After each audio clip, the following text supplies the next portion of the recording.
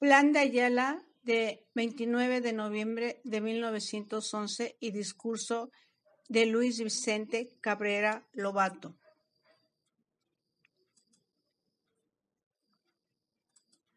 En primer lugar, tenemos al Plan de San Luis Potosí, que es del 5 de octubre de 1910 de Francisco y Madero. En ese plan, Madero expuso las condiciones sociales de los mexicanos al precisar que los pueblos, en el gran esfuerzo que realizan para que triunfen los ideales de libertad y justicia, se ven obligados a realizar grandes sacrificios y nuestra patria ha llegado a uno de esos precisos e inevitables momentos.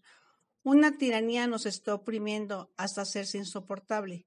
Cierto que en esa tiranía se nos ofrece paz, pero esa paz lastima a tal grado que poco a poco vamos desfalleciendo, porque simplemente no tiene por base el derecho, porque su finalidad no es el engrandecimiento y prosperidad de México, sino que se hagan ricos un pequeño grupo que, abusando de su influencia, ha hecho de los pueblos públicos una fuente de beneficio solamente personales, explotando vilmente las concesiones y contratos lucrativos. El poder legislativo, judicial, están supeditados al Ejecutivo. La justicia no está protegiendo a las clases más vulnerables, solamente sirve para legalizar los despojos que cometen más fuerte. Los jueces son agentes del Ejecutivo, las cámaras de la Unión no tienen otra voluntad que la del dictador. Los gobernadores de los estados son designados por él y ellos a su vez designan a las autoridades municipales. En este plan, Madero declaró nulas las elecciones para presidente y vicepresidente de la República, magistrados a la Suprema Corte de la Nación, diputados y senadores. Declaró vigentes con reserva de reforma todas las leyes promulgadas por la administración porfirista y sus reglamentos que requieren reformas a excepción de aquellas que manifiesten se hallaran en pugna con este plan. Asimismo, exceptuaban las leyes, los fallos de tribunales y decretos que hubieran sancionado las cuentas de funcionarios de la administración porfirista. La política agraria de Madero. En la práctica, el presidente Madero incumplió los postulados revolucionarios en la proclama del Plan de San Luis, entre los cuales estaba restituir a sus antiguos poseedores los terrenos que se les despojó. De las diferentes formas de inconformidad surgieron ante lo que se consideró la traición de Madero a las ideas revolucionarias que él tenía. Debido a esto, se vino una lucha de poder de grupos. En otros casos, por ejemplo, como el de Zapata, porque querían que se cumpliera la justicia y la libertad para los mexicanos. El pacto de la empacadora. El 3 de marzo de 1912, en el estado de Chihuahua, Pascual Orozco se pone contra Madero. Firma el pacto de la empacadora, en el cual desconoce al presidente y plantea reformas socioeconómicas en relación al problema obrero y agrario a la vez que crea la Comisión Agraria Ejecutiva. En el plan de Ayala, Emiliano Zapata desconoce a Francisco y Madero como jefe de la revolución y presidente de la República y quiere su derrocamiento. En dicho plan se hace constar sobre los terrenos, montes y aguas que hubieran usurpado los hacendados científicos y caciques a la sombra de la tiranía y justicia, que entraran en posesión de esos bienes inmuebles los pueblos o ciudadanos que tuvieran los títulos correspondientes a esas propiedades de las cuales fueron despojados vilmente. La inmensa mayoría de los mexicanos, los cuales no son dueños más que del terreno que pisan, sufren mucho la miseria, no pueden mejorar su situación económica ni social, tampoco pueden dedicarse a la industria ni a la agricultura. Es como si estuvieran atados de pies y manos. Las tierras, montes y aguas se tenían que expropiar previa indemnización de la tercera parte de esos monopolios a los poderosos propietarios para que el pueblo tuviera ejidos, colonias, fondos legales, campos para sembrar, para que los mexicanos prosperaran. Los procedimientos respecto a los bienes deberían de aplicar las leyes de desamortización según conveniera. Lo más relevante del Plan de Ayala: las fallas que tuvo Madero, declarándolo que no era capaz para cumplir las promesas de la revolución, motivo por el cual lo desconocen como presidente de México.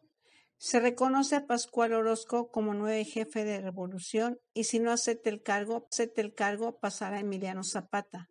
Se unirá a la Junta Revolucionaria del Estado de Morelos al Plan de San Luis Potosí.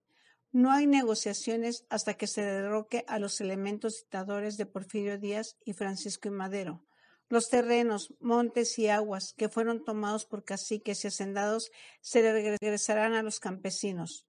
Los propietarios que se opusieron al Plan de Ayala se nacionalizarán sus bienes y las 2/3 partes que a ellos les correspondan se destinarán para indemnizaciones de guerra, pensiones de viudas y huérfanos de las víctimas de la lucha agraria. Los jefes militares que sigan con Madero y se opongan al Plan de Ayala serán juzgados como traidores. Se informa que los gastos de guerra estarán regidos por el Plan de San Luis Potosí. En cuanto termine la revolución, el grupo principal de jefes revolucionarios designará un presidente interino y a su vez convocará a elecciones para que se elija al verdadero presidente.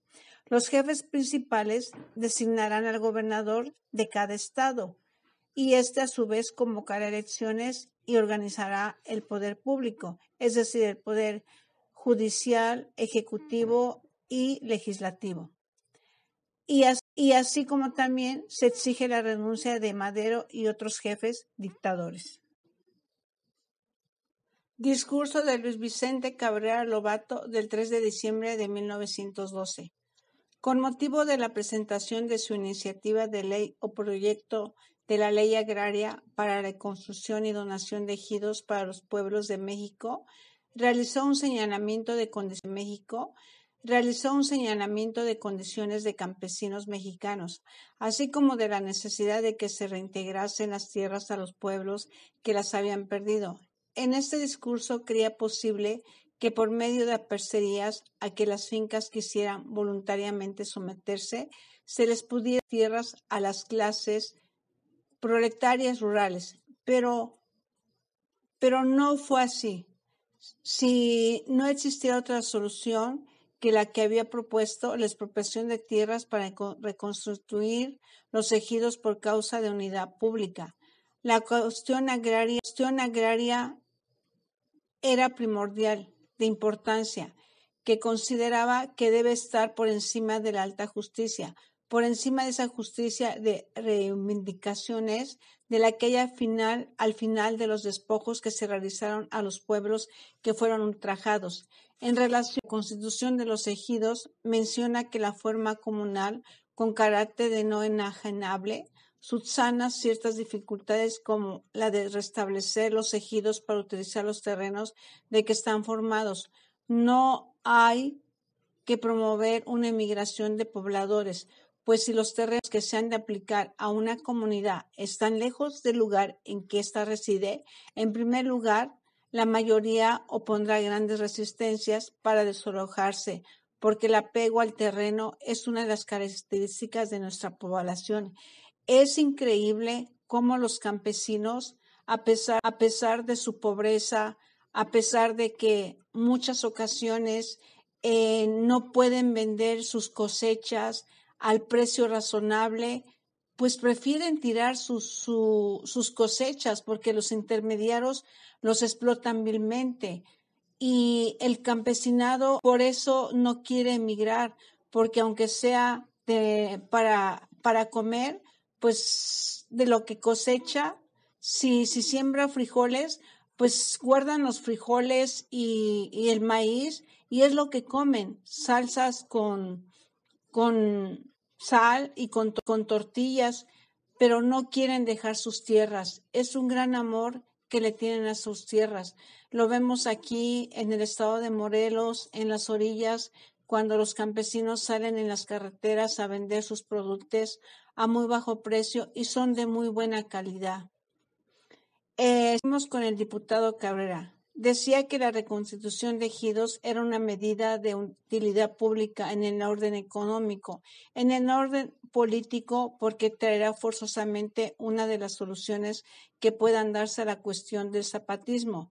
En relación a la dificultad constitucional consistente en que las instituciones municipales no tenían personalidad y menos todavía los pueblos mismos para poder adquirir en propiedad, poseer y administrar bienes raíces, él mencionaba que nos encontrábamos con el problema de la forma en que pudieran ponerse en manos de los pueblos o en manos de los ayuntamientos esas propiedades. Se deben reformar la Constitución para que se le regresen a los campesinos las tierras que les fueron robadas, es decir, devolver a los pueblos su personalidad. Ya por último, Luis Cabrera delineó lo que sería la figura de la restitución, que llamaba reconstitución por la intención de restablecer los ejidos de los pueblos indígenas, a la vez que ante la falta de personalidad de los pueblos para tener en propiedad las tierras, él daba como solución que la nación y la entrega de los pueblos a las tierras en usufructo. Esta propuesta tendría vigencia, pero sería hasta el periodo postrevolucionario, es decir, hasta la expedición del decreto del 6 de enero de 1900.